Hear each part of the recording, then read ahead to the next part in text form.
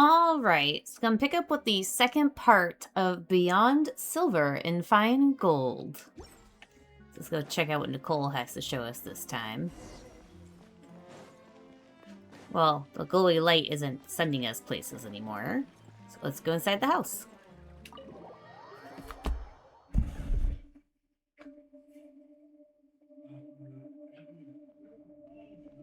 Oh, you're here! I was just starting to wonder if I should send you clearer instructions. But then I thought, if I make my hints too obvious, it might get in the way of your travel plans. And then, just as I was pacing back and forth, agonizing over what I was going to do, you turned up here anyway. So, it looks like everything worked out fine. Hey, Nicole! You're so full of energy today! And words! You're so full of words! I'll take that as a compliment. All right then, are you ready to check out my next room?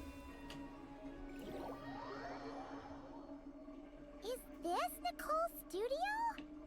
Why is it just a bunch of empty frames on white walls? Let's take a closer look. I wouldn't necessarily say the frames are empty.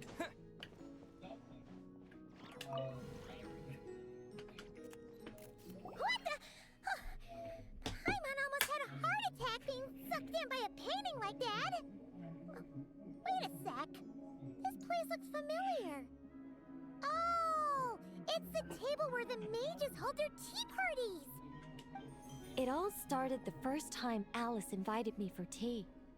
On that day, I didn't attend in person, mostly because back then, I still hadn't decided whether I really wanted to join the Hexen Circle or not. Alice was the only one there who knew my true identity. She warned me not to say a word, or let anyone else discover who I was. I was only supposed to observe. And then what happened? Well, then I concluded that she was punishing me for my hesitation to join. Everyone was talking about such interesting things. How could I not chime in? And of course, when you're in the middle of a conversation and someone throws out a question you know the answer to, how are you supposed to keep your mouth shut? Which brings us to the bet between Barbeloth and Alice, Rhindaughter's forbidden creations, Ivanovna's political machinations. It was like a series of exquisitely acted plays, distilled within the confines of a teacup. Their words alone were enough to ignite my instinct to lay the truth bare before them. So, you piped up inside their heads? Of course not. Even though I felt like my head was going to explode, I still made sure to hold it all in.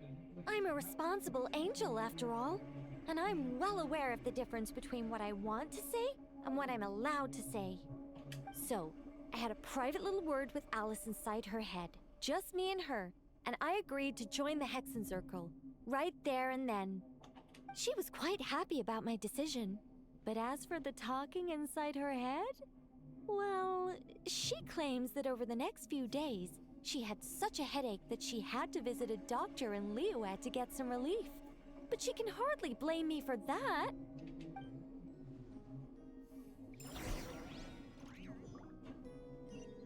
How about we go look at the other frames? Paimon's starting to feel like she needs some relief too.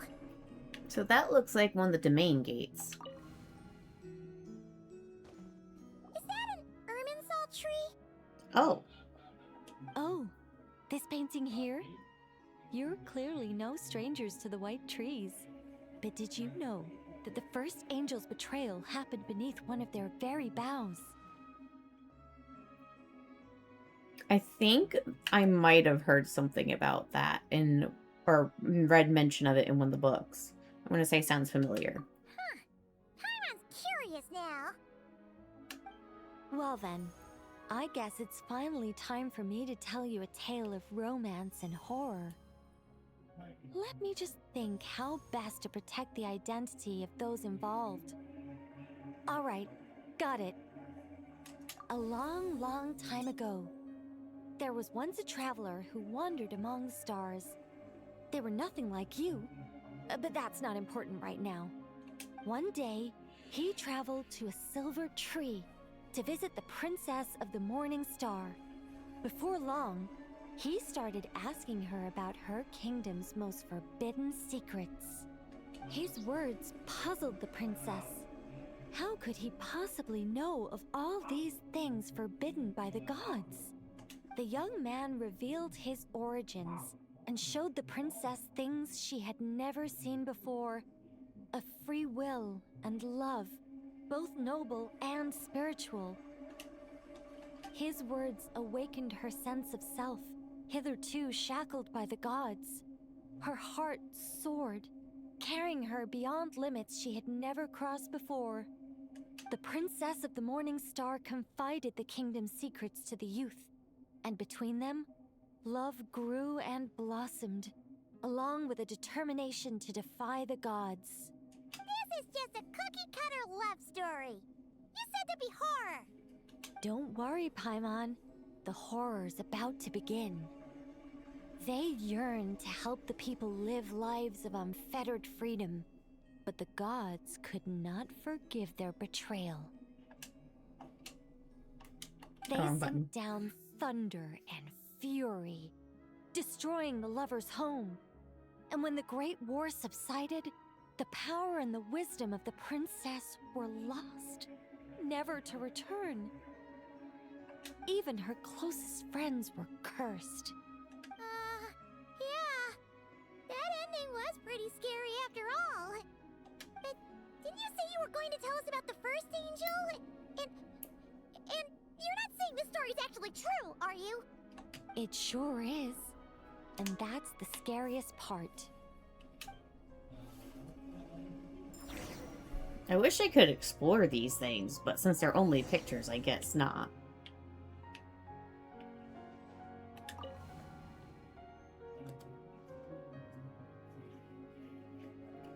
Storybook Land. Hey, this is Simulanka! But why are there light novels from Yai Publishing House all over the floor? Well, on the subject of my literary enlightenment, my greatest inspiration of all is none other than Lady Anya herself. She was the last to join the Hexenzirkel, and yet the first to leave. I loved all of her stories, whether it was just an idea or a fully fleshed out manuscript. Anya was always so skilled at making her readers gasp with joy. Hexenzirkel discussions rarely stray far from magic, and it's my belief that Anya possessed a unique magic of her own. She could weave love and compassion into words and stories that would touch the hearts of others. I asked her for tips on how to write compelling tales. She taught me a lot of tricks and techniques, but in the end, my biggest enemy has always been myself. Too lazy to put pen to paper? That's one way of putting it. Communicating through thought is so much more convenient. I guess even angels can succumb to laziness. However, recently I've resolved to make an effort, even if it's just to spare myself reproaches from a certain old Seelie friend of mine. Ooh! Does that mean we're finally gonna get to read something you've written? Who said anything about writing? I'm talking about buying popular works from the last few centuries to flip through in my spare time.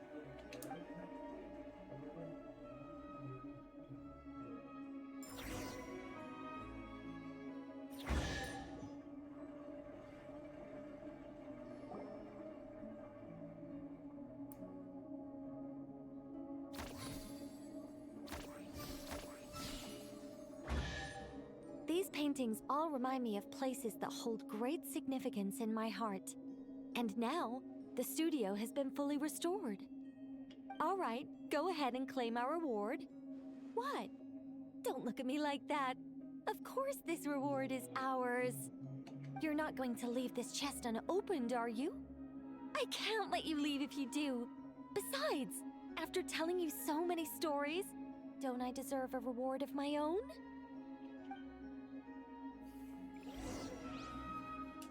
A happy story all wrapped up. See you next time. Oh, I thought you gave 30 Primogems, but it's only 10. Oh boy. Oop, didn't mean to do that.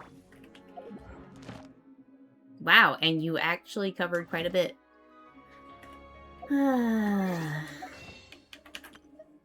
Nope, not enough. Alright, so that's going to be the end of this segment of Beyond Silver and Fine Gold. And I'll see you guys later.